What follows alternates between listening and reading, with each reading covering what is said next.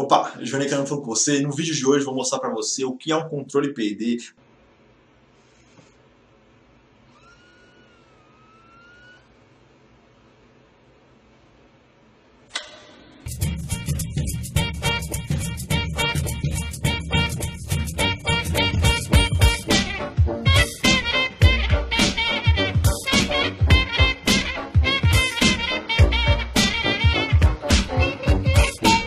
Vou falar para que serve, vou te mostrar algumas aplicações e principalmente eu vou te mostrar passo a passo de como fazer esse tipo de controle com inversores de frequência. Para quem não sabe, o inversor de frequência ele tem um controlador específico PID interno e possibilita você realizar um controle PID na rotação do motor que você está controlando através deste inversor. Vamos lá? Aproveitando que você está aqui, já clica logo aqui em cima, ó, no link aqui em cima, se inscreva no meu canal, tá? Para você não perder nenhum conteúdo, beleza? Vamos lá? Então no vídeo de hoje eu vou mostrar para você o que é um sistema PID.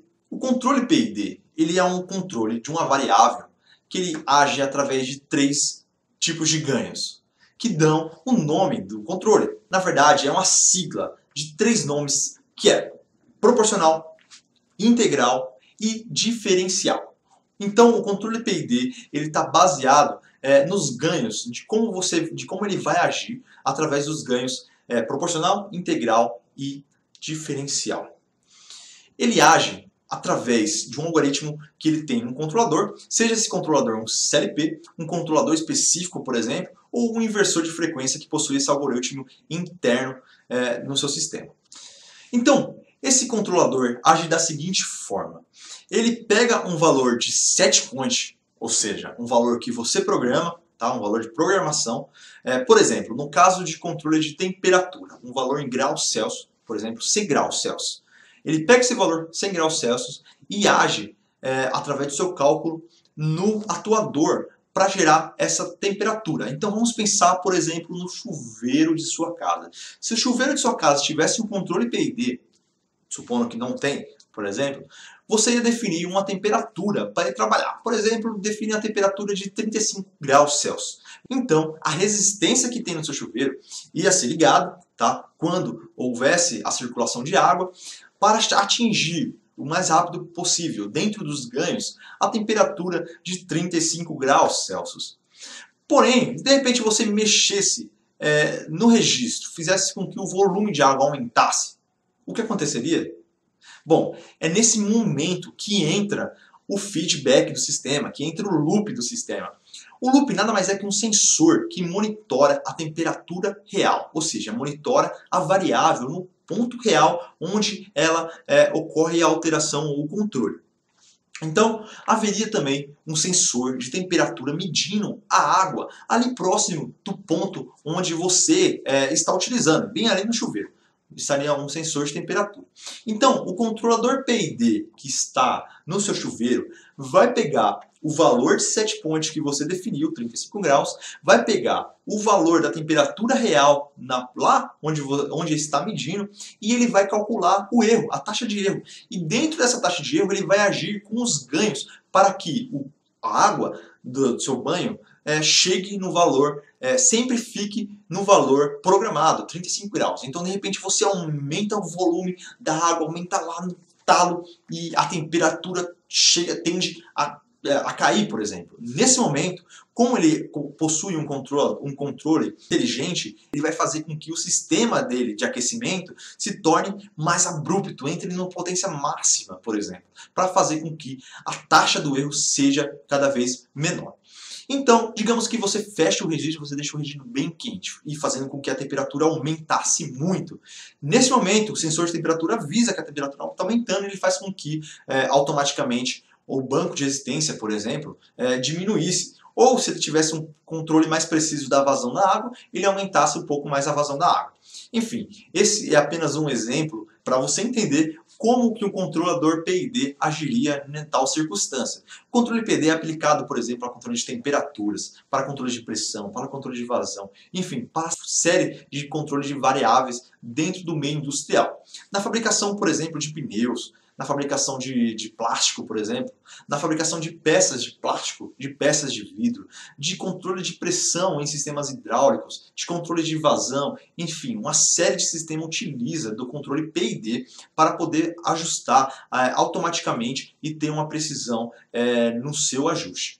Ok? Ficou claro isso para você que o controle PID é um algoritmo que possui internamente dentro do controlador e ele age através de um set point, de um valor programado, onde ele faz a leitura também do valor real através de um feedback, que nós chamamos de feedback, e ele faz o cálculo da taxa de erro e ele acelera ou desacelera o sistema através dos ganhos proporcional, integral e diferencial. Ok? Então, vamos lá no exemplo prático que eu vou mostrar para você. Nosso exemplo, basicamente, é um sistema hidráulico controlado por um inversor de frequência. O inversor de frequência ele controla um motor que quer estar controlando uma bomba, por exemplo, e essa bomba vai rodar de acordo, a frequência dela vai ser de acordo com a pressão da linha. Beleza? Então, vou mostrar para você um sistema PID legal, muito utilizado, que gera muita economia de energia e também bem inteligente. Beleza? Vamos lá.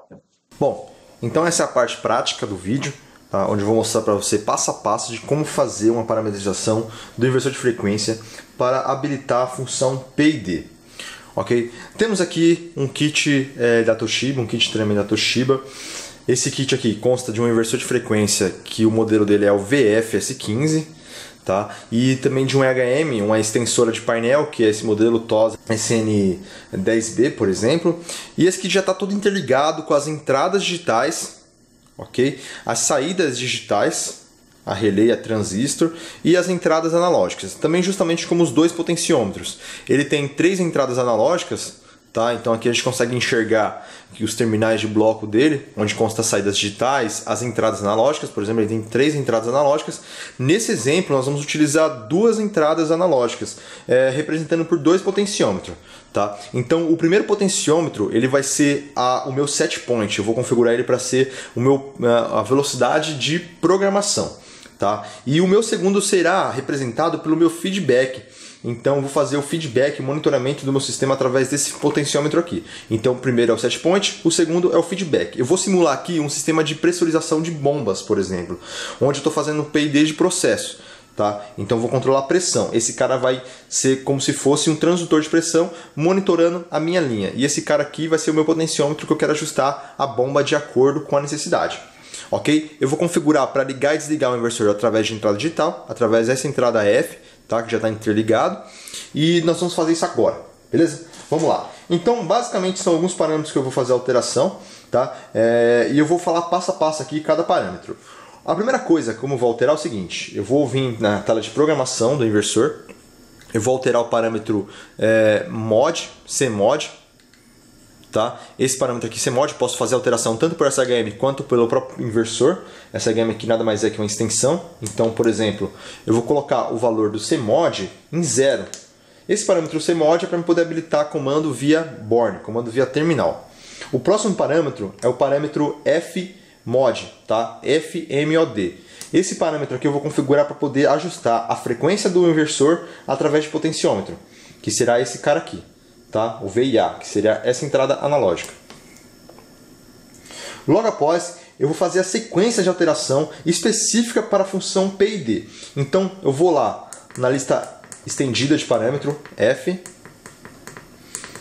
Ele vai começar com F300, por exemplo. Eu vou entrar em F300, tá? No F360. Nesse inversor aqui, para poder habilitar o PID, é o F360. Lembrando que eu posso alterar por aqui ou por aqui, tá? O F360 eu vou deixar em 1, que é para poder fazer controle PID por processo, como se fosse pressurização, vazão, seria por aqui, tá? O próximo parâmetro que eu vou alterar é o F369. E no F369 eu falo para o inversor quem vai ser o feedback do meu sistema. Então eu vou alterar o meu feedback do sistema como VIB, que é uma entrada de menos 10 a mais 10 volts, e eu posso configurar ela para 0 a 10 volts. Então eu vou configurar aqui, que é o valor 2.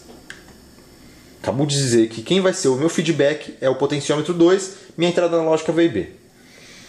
E o próximo parâmetro é o F389.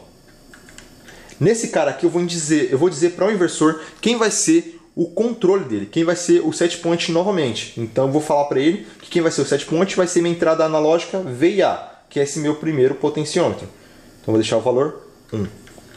Poderia estar utilizando esse sinal aqui é de 0 a 10 volts, mas pode ser também de 4 a 20 mA.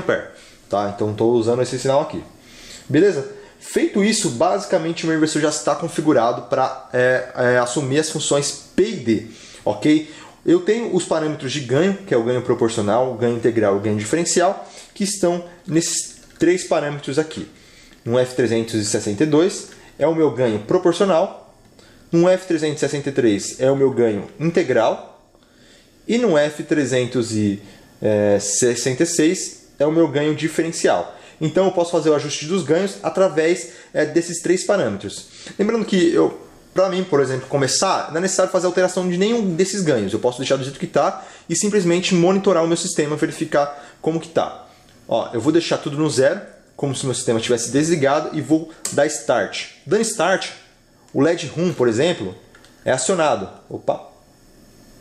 Então, esse LED indica que o meu inversor já recebeu o comando. Eu vou fazer o seguinte, agora eu vou dar comando de velocidade para ele. Note o valor real. Meu motor está tentando chegar num valor máximo para poder atingir o meu sistema de set point, o meu sistema que eu programei, meu set point. Tá? Mas se eu for reparar bem, a minha frequência de comando, nesse exato momento é 24.8. Eu vou até diminuir ela. Vou deixar em 20 Hz, por exemplo. 20 Hz. Tá? Mas o meu sistema, a minha saída do motor está 60 Hz. Por quê? Porque ele está enxergando que meu set point, meu feedback está zerado. Então ele está jogando no máximo valor para o quê? Para a minha pressão no sistema chegar no valor adequado, tá? E eu começar a receber um sinal de feedback. Então aqui, por exemplo, controlando a pressão do meu sistema, o transdutor de pressão já está informando que a pressão já está chegando próximo ao valor desejado. E o que acontece? Nesse caso, passou. Olha lá. A frequência de saída foi para 0. Por quê? Porque a pressão do meu sistema foi para mais do que foi para maior do que o programado. Então, o que acontece? Ele desliga o motor justamente para a pressão cair e o feedback vai descer novamente, acionando a pressão. Então, digamos que minha pressão caia muito. O que acontece com a saída do motor? Ela novamente tende a chegar no valor máximo para quê? Para poder o feedback novamente agir. Tá? Então isso aqui, por exemplo, é um controle P&D de processo. Eu estou simulando aqui um processo de uma bomba hidráulica controlando a pressão. Então note que se minha pressão subisse tanto, o que acontece? Com a frequência de saída do motor, ele tende a zerar para parar o motor, justamente para poder a pressão do sistema zerar e fazer com que o meu feedback novamente zere, informando a pressão real da tubulação. Então esse aqui é o sistema P&D. Tá? Note aqui que eu não estou evidenciando os tempos de aceleração e desaceleração para chegar no valor. Isso é dado através dos ganhos. Eu posso incrementar meus ganhos para poder fazer com que a minha ação se torne mais rápida e o meu acerto se torne mais preciso. Tá? Quando eu digo acerto, se diz entre a taxa de erro desse cara aqui e o valor programado nesse cara aqui. Ok? Lembrando, se eu mudasse, por exemplo, o meu valor de set point para 60 Hz, tá? 60 Hz, mudar para 60 Hz, foi até para 62.9. Vamos verificar aqui. Vou deixar em 60 Hz, por exemplo. Eu já estou dando um valor maior para funcionar minha bomba. E o que acontece? Ele está esperando chegar, está esperando que esse cara chegue no valor. Ele vai chegar, o que acontece? Quando ele passar da pressão programada, ele desce automaticamente, Como ele está bem próximo da pressão programada, ele está vendo, por exemplo, está bem próximo da pressão programada, está descendo devagarzinho. Até eu vou subir, conforme eu subo o valor da pressão, ele vai corrigir novamente, tá? Ou melhor, na verdade, conforme eu desço, tá? Como eu passei da pressão, ele tende a descer justamente para a minha pressão cair. Conforme eu desço, o que acontece? Ele vai subir. Se eu descer muito rápido, ele sobe muito rápido. Se eu subo muito rápido, ele desce também muito rápido, tá? Bom, espero que você tenha gostado do vídeo. Se gostou, se inscreva no meu canal, deixe seu comentário, deixe sua dúvida, dá um joinha aí e compartilha com seus amigos. beleza? Fazendo isso, eu sei que você se interessa por um tipo de conteúdo, eu vou gerar mais conteúdos desse tipo, por exemplo, conteúdos práticos que realmente mostram o que é utilizado nas indústrias para você se tornar um profissional cada vez mais completo, beleza? Não se esqueça de assinar meu canal, de deixar seu like, de deixar seu comentário e nos vemos no próximo vídeo. Até mais, falou!